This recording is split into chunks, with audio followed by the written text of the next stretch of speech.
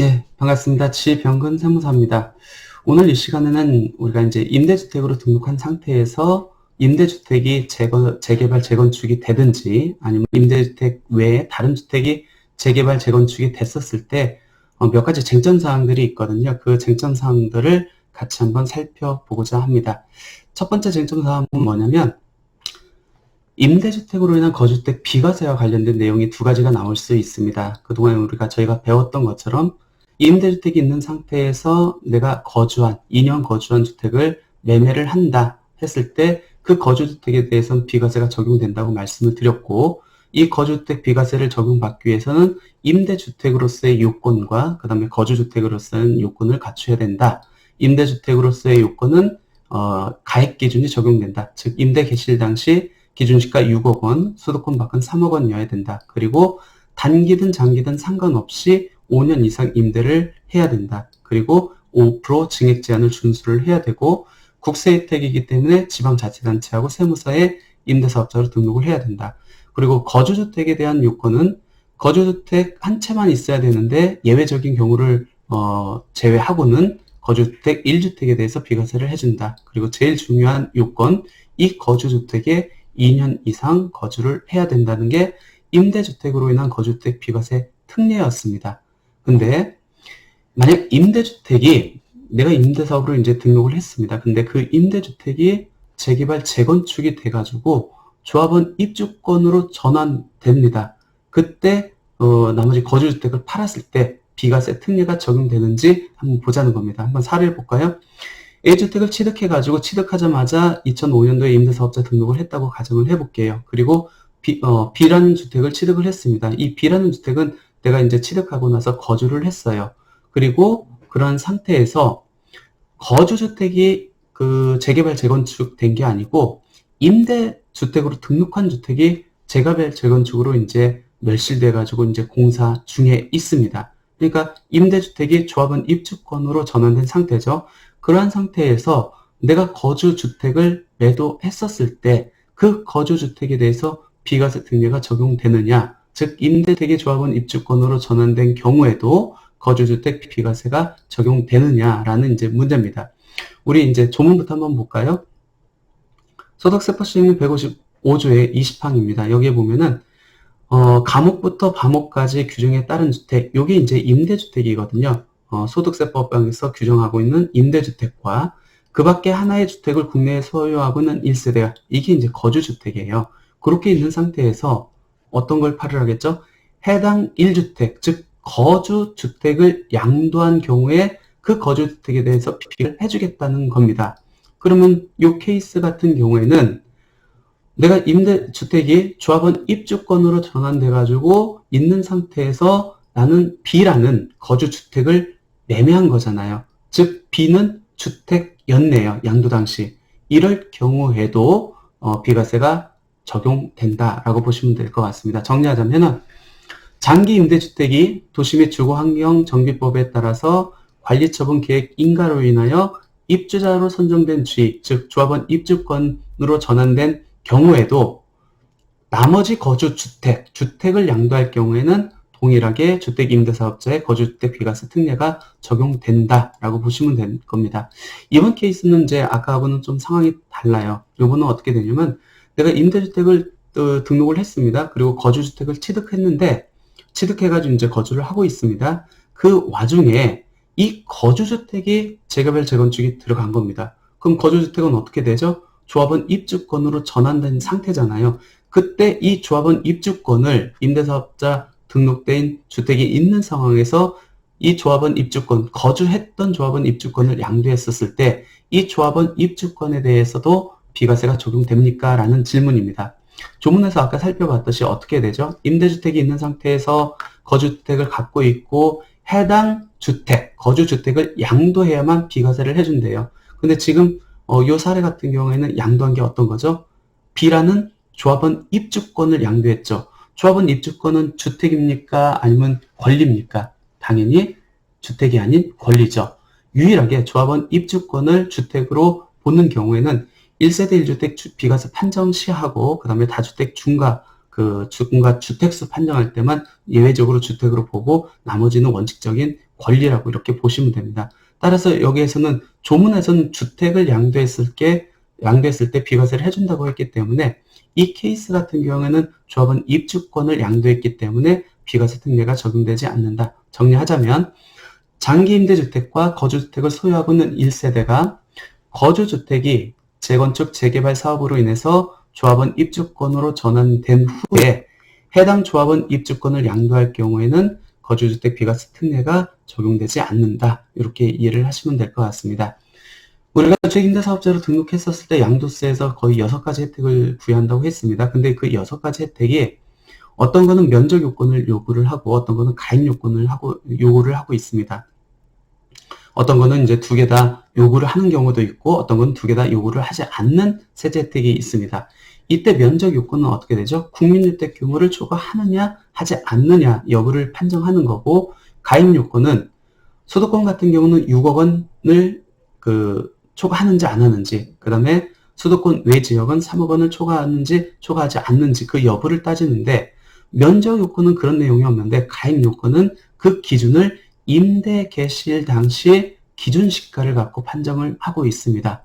그러면 우리가 이제 임대주택으로 등록한 주택이 재개발 또는 재건축이 돼가지고 신축됐습니다. 그럴 경우에 임대주택과 관련된 요건, 즉 면적 요건과 가입 요건이 변경될 수 있거든요.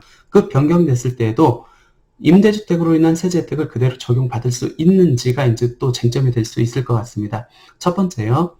재개발 재건축 후에 임대주택이 이제 재개발 재건축이 됐다는 겁니다. 그 이후에 기준시가가 6억 원을 초과했을 경우에 임대주택으로 인한 세제 혜택을 그대로 적용받을 수 있습니까? 라는 겁니다.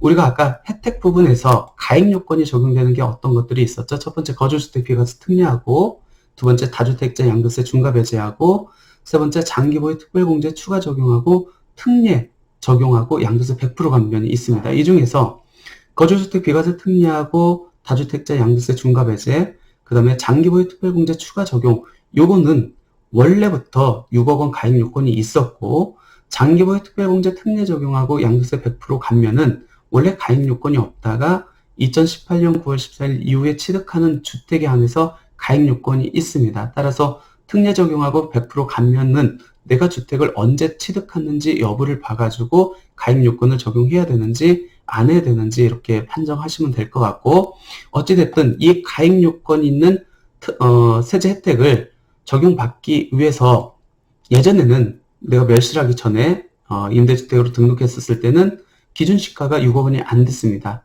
사례를 보면은 임대 개시 당시 기준시가가 4억 5천이었어요. 근데 이 임대주택으로 등록한 주택이 멸실이 됩니다. 멸실이 되고 재건축이 돼가지고 나는 새로운 주택을 취득을 합니다. 신규 주택을 취득해가지고 똑같이 임대사업으로 이제 등록을 하는데, 그때 임대사업으로 등록할 당시에 기준시가가 내가 멸실하기 전에는 4억 5천이었는데 지금 신규 주택을 취득해서 지금 등록할 때는 6억 5천 원, 즉 가입 기준 6억 원을 초과한 경우입니다. 그럴 경우에도 나는 가입 요건이 적용되는 임대주택으로 인한 세제 혜택을 적용받을 수 있습니까? 라는 겁니다. 결론적으로 말씀드리면 어떻게 되죠? 가입 요건은 언제를 기준으로 판단을 한다고 말씀드렸죠? 임대 개시 시점을 기준으로 합니다. 설령 재건축 재개발이 돼가지고 신규 아파트가 6억 원이 초과한다 할지라도 내가 예전에 종전 A주택에 대한 임대사업 등록 당시에 임대 개시 시점이겠죠. 그 시점에 6억 원이 안 됐다고 하면은 지금 현재 6억 원이 넘는다 하더라도 그대로 세제 혜택을 적용받을 수 있다. 그 결론적으로 어떤 내용이냐면, 장기 임대주택의 의무 임대 충족 여부는 재건축 전에 임대기간과 일단 재건축 후에 임대기간을 합산해서 판단하고, 그 다음에 장기 임대주택의 기준시가 요건, 즉 6억 원을 초과하는지 초과하지 않는지 여부는 임대 개시일 당시, 즉 기존 매입 임대주택의 취득 당시를 기준으로 판단을 한다. 따라서 재건축 재개발된 후에 기준시가가 6억 원이 넘는다 할지라도 세제 혜택을 그대로 적용받을 수 있다라고 보시면 될 것 같습니다. 이번 케이스는 가입 요건이 아니고 면적 요건입니다. 우리가 면적 요건을 요구하는 것은 어떤 것들이 있죠? 딱 두 가지가 있습니다. 장기보유 특별공제 특례 적용하고 양도세 100% 감면입니다. 비교적 6가지 혜택 중에서 비교적 세제 혜택이 큰 겁니다.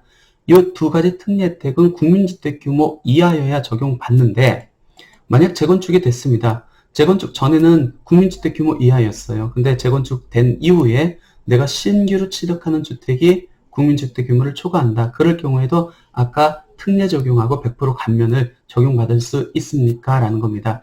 가액 요건에서는 어떻게 됐죠? 임대 개시 기준 시가를 갖고 판정을 했는데, 면적 요건에서는 그런 내용이 없었어요. 그렇기 때문에 종전에도, 멸실하기 전에도 국민주택 규모였다면은 신규 취득일지라도 그때도 국민주택 규모를 초과하지 않아야만 세제 혜택을 그대로 적용받을 수 있고, 만약 종전에는 국민주택 규모 이하였지만 내가 신규 취득한 주택이 국민주택 규모를 초과한다. 그러면은 세제 혜택을 못 받는다는 결론이 나옵니다. 정리하자면은 도시 및 주거환경 정비법에 따라서 국민주택 규모의 2개의 신축주택을 취득해서 조세특례제한법 97조 5, 이게 이제 100% 감면이거든요. 여기에 따른 준공공 임대주택으로 계속 임대한 경우에는 종전주택과 임대기간을 통산해서 10년 이상 임대한 경우에는 감면에 해당한다. 결론은 뭐냐면 면적 요건이 종전하고 신규 취득주택하고 똑같이 국민주택 규모를 초과하지 않는다 하면은 혜택을 그대로 적용받을 수 있다. 설령 내가 재건축 재개발을 해가지고 1+1로 받았다 할지라도 그 1+1로 받은 주택, 각각의 주택이 국민주택 규모를 초과하지 않는다면은 두 주택에 대해서도 혜택을 그대로 적용받을 수 있다는 겁니다. 결론적으로 다시 한번 정리하자면은 가입 요건은 임대 개시점의 가액을 기준으로 하기 때문에 재건축 이후에 6억 원을 초과한다 할지라도 그 혜택을 그대로 적용받을 수 있는 반면에, 면적 요건은 임대 개시점의 면적을 기준으로 한다는 규정이 없기 때문에 설령 내가 재건축 재개발 한 이후에 받는 주택이 국민주택 규모를 초과한다 하면은 세제 혜택을 더 이상 받지 못한다라고 보시면 될 것 같습니다. 이번엔 최초 임대료에 대해서 한번 생각을 해볼게요. 많이 이렇게 질문 들어오는 내용 중에 하나입니다.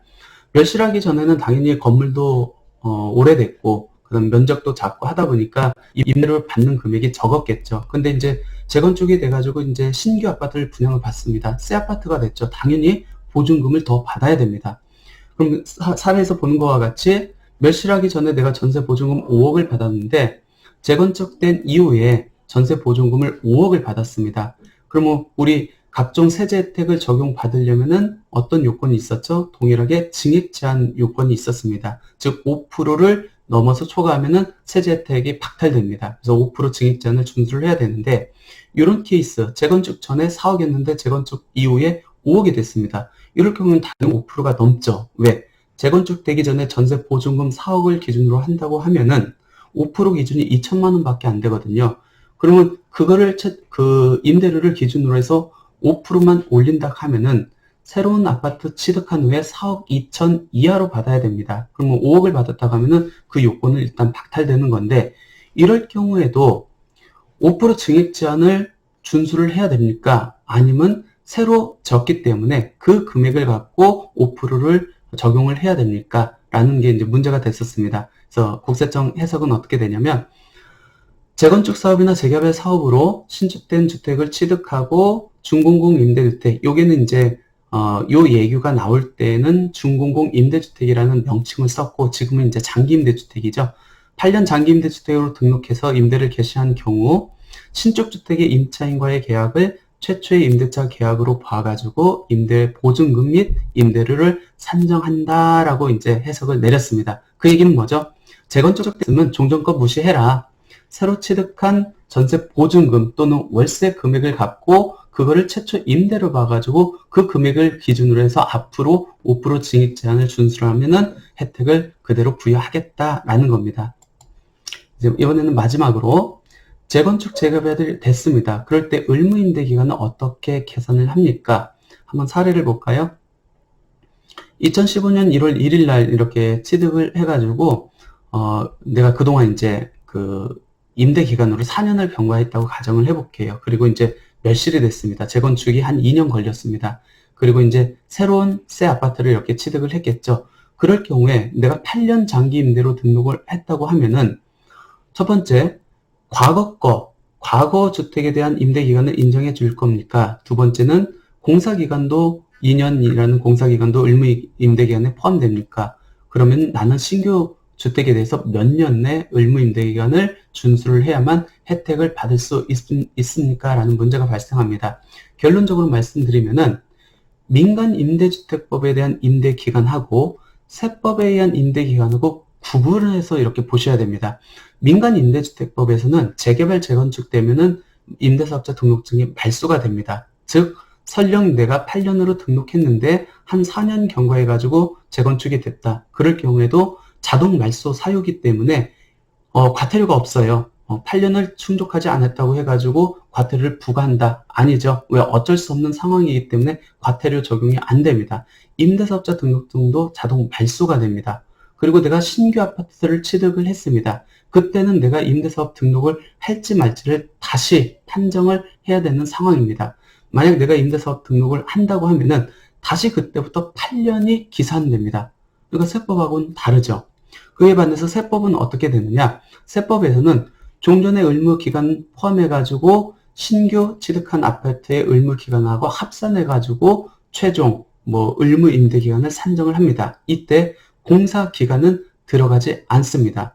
예를 들어서 종전에 내가 4년을 가지고 있고 공사기간이 2년이 걸렸습니다. 그리고 나는 장기 8년으로 예전에 등록을 했다고 해요.